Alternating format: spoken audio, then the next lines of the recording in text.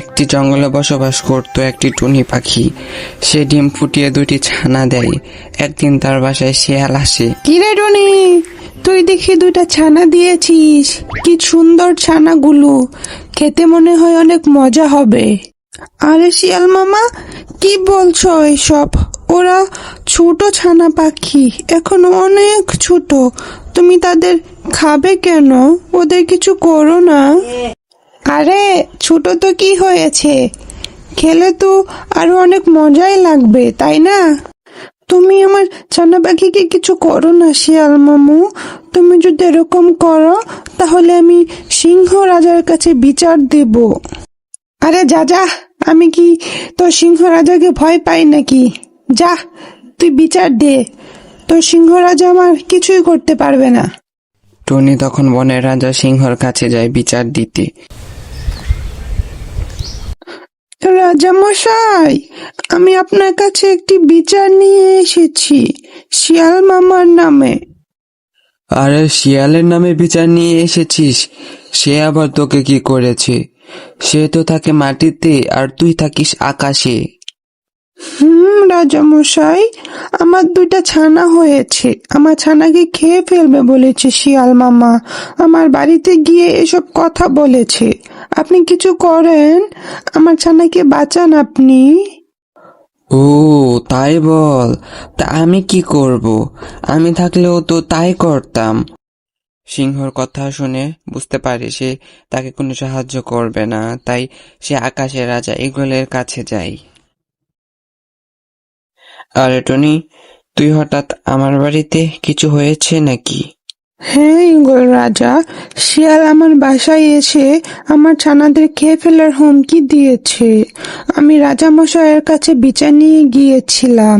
সিংহ রাজা বলেছে আমাকে সাহায্য করবে না। তুমি আমাকে কিছু করো ঈগল ভাইয়া। ও এই কথা, তুই চিন্তা করিস না, এখন বাসায় যা, আমি দেখছি বিষয়টা কি করা যায়। ঈগলের কথা শুনে টুনি তার বাড়ির দিকে রওনা হয়। টুনি ভেবেছে যে ঈগল তাকে সাহায্য করবে। ও টুনি, কোথা থেকে আসছিস? এত তাড়াহুড়া করে কোথায় গিয়েছিলি তুই? জানো বানর বাবু, শিয়াল আমার বাসায় গিয়ে আমার 2 ছানা পাখিকে খেয়ে ফেলার হুমকি দিয়েছে। সিংহ রাজার কাছে গিয়েছি, তিনি তো বলেছে আমাকে কোনো সাহায্যই করবে না। তারপর আমি ঈগল রাজাকে বলে এসেছি, ঈগল রাজা বলেছে আমাকে সাহায্য করবে। আহা, মন খারাপ করিস না। তুই তুই যাদের বিচার দিয়েছিস তারা আস্তা বদমাশ, তোকে একটাও সাহায্য করবে না। তুই একটা কাজ কর, তোর 2 ছানাকে নিয়ে দূরে কোথাও চলে যা। ঠিক বলেছ বানর বাবু, কালকেই আমি নতুন বাসায় চলে যাব আমার ছানাদেরকে নিয়ে। আরে রাজামশাই, আমাকে ডেকেছিলেন? তোর নামে নালিশ এসেছে। তুই নাকি টুনির বাচ্চা খেয়ে ফেলার হুমকি দিয়েছিস। আরে দুষ্টু টুনি আপনাকে সব বলে দিল। টুনি এত খারাপ, পাজি বদমাইশ টুনি। রাজামশাই, আপনি জানেন টুনির ঘরে 2টা ছানা পাখি আছে। ওরা দেখতে এত মোটা, খেতে না জানি কত মজা লাগবে। আরে টুনি ছানাদেরকে তো আমিই খাবো। তুই শুধু পাহারা দিবি যাতে অন্য কেউ খেতে না পারে, বুঝেছিস? যদি তুই বলেও টুনি ছানার দিকে নজর দিয়েছিস তাহলে কিন্তু তোর খবর আছে, বলে দিলাম।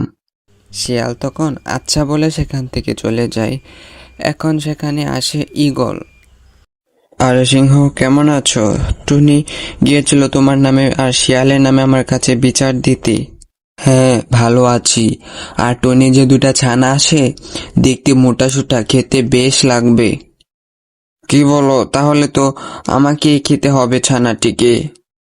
আরে তুমি কি একা খাওয়ার চিন্তা করছো নাকি? আমি একটা খাবো, তুমি একটা খাবা, ঠিক আছে? তখন ঈগল চলে যায় আচ্ছা বলে সেখান থেকে।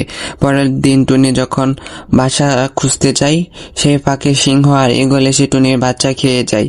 তখন টুনি কান্না করে আর বলে, এই ছানা কি সিংহ রাজা খেয়ে ফেললো নাকি? তারপর টুনি সিংহ রাজার কাছে যায় এবং জিজ্ঞাসা করে, আপনি কি আমার ছানা খেয়ে ফেলেছেন সিংহ মশাই? তারপর সিংহ বলে, আমি একা খাইনি, আমার সাথে তো ঈগলও ছিল। ইগল ভাইয়া, তুমি না বলেছো আমাকে সাহায্য করবে, তাহলে তুমি আমার ছানা খেয়ে ফেলেছো। ওহ, আজকে কি দারুণ দিন! দেখো, আকাশটা কত সুন্দর, সূর্যটা উঠে এসেছে আর পাখিরা কত আনন্দে গান গাইছে। গাছগুলো যেন হাসছে, ফুলগুলো যেন আমার জন্য নাচছে। আমি আজকে বাগানে বের হয়েছি এবং ঠিক মনে হচ্ছে আজকে একটা দারুণ মজার দিন হবে। আমি জানতাম তুমি আজ বের হবে টিম, কিন্তু এবার আমি শুধু তোমাকে দেখতে আসিনি, আমি তোমার সঙ্গে খেলতে এসেছি। তুমি কি প্রস্তুত, নাকি এবার তুমি আমাকে চমকে দিতে চাও? প্রস্তুত তো আমি, কিন্তু মনে রেখো বানরবাবু, এবার আমি তোমার সব দুষ্টমি নাকচ করতে চেষ্টা করব না। আমরা তো শুধু মজা করব, হ্যাঁ, কিন্তু এবার তুমি আমাকে চমকে দিতে পারবে না। তুমি কি ভাবছো আমি সহজে হারবো? দেখো, আমার দুষ্টুমির তালিম একেবারে শেষ পর্যায়ে আছে। আজকে আমি তোমাকে হাসাবো, চমক দেব, আর আমরা দুজনেই মজা পাবো।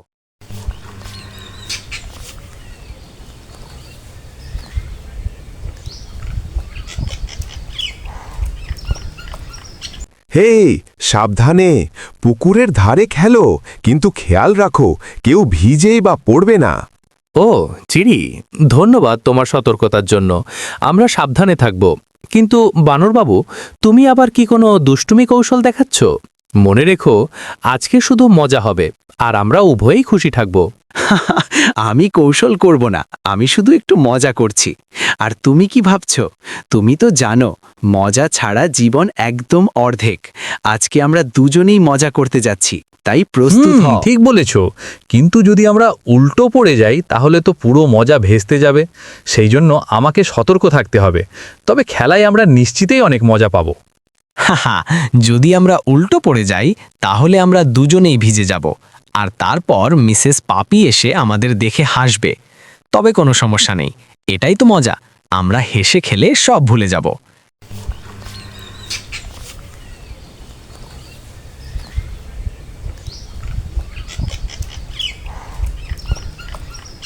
দেখো, কত সুন্দর এবং লাল আপেল। আমি কি আগে নেব নাকি আমরা ভাগাভাগি করব?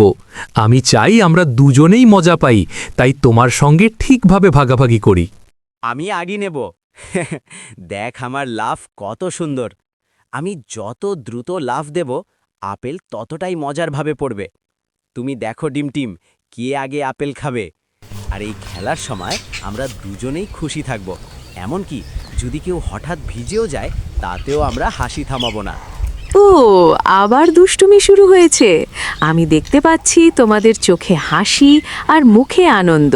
কিন্তু সাবধানে খেলো, যেন কেউ কষ্ট না পায়।